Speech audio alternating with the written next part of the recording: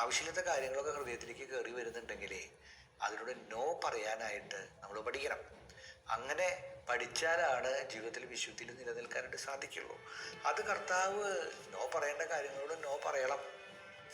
കർത്താവ് വളരെ ശക്തമായിട്ടത് പഠിപ്പിക്കുന്നുണ്ട്. കർത്താവ് പഠിപ്പിക്കുന്നു മത്തായിയുടെ സുവിശേഷം 5-ാം അധ്യായത്തിലെ 28-ഉം 29-ഉം തിരുവചനങ്ങളിലെ കർത്താവ് പറയുന്നു, എന്നാൽ ഞാൻ നിങ്ങളോട് പറയുന്നു, ആസക്തിയോടെ സ്ത്രീയെ നോക്കുന്നവൻ ഹൃദയത്തിൽ അവളുമായിട്ട് വ്യഭിചാരം ചെയ്തു കഴിഞ്ഞു. നിന്റെ പ്രവൃത്തി മാത്രമല്ല കർത്താവ് നോക്കണേ, what is inside your heart. നിന്റെ ചിന്തകൾ വിശുദ്ധമാണോ? നിന്റെ വിചാരങ്ങൾ വിശുദ്ധമാണോ? നിന്റെ നിയോഗങ്ങൾ വിശുദ്ധമാണോ? ഇതാണ് കർത്താവ് പരിശോധിക്കുന്നത്. എന്നിട്ട് കർത്താവ് പറയുന്നൊരു കാര്യം ശ്രദ്ധിക്കുക, വലത് കണ്ണ് നിനക്ക് പാപഹേതുവാകുന്നെങ്കിൽ അത് ചൂഴ്ന്നെടുത്തെറിഞ്ഞു കളയുക. ശരീരമാകെ നരകത്തിലേക്ക് എറിയപ്പെടുന്നതിനേക്കാളും നല്ലത് അവയവങ്ങളൊന്ന് നഷ്ടപ്പെടുകയാണ്.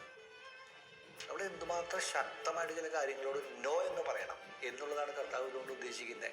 കണ്ണ് ചൂഴ്ന്നെടുത്ത് കളയുക എന്നുള്ളതിനേക്കാളും ഉപരിയായിട്ട് ചിലത് നോ എന്ന് പറയേണ്ടത്, ചിലത് നോക്കരുത്. നോക്കാൻ പാടില്ലാത്ത കാര്യങ്ങൾ നോക്കണ്ട. ചിലത് നോ എന്ന് പറയേണ്ടത് നോ എന്ന് പറയണം. ചില കാര്യങ്ങളോട് ചില ആൾക്കാർ ചിലത് പറയുമ്പോൾ പറ്റില്ല എന്ന് പറയണേ പറ്റില്ല എന്ന് പറയണം.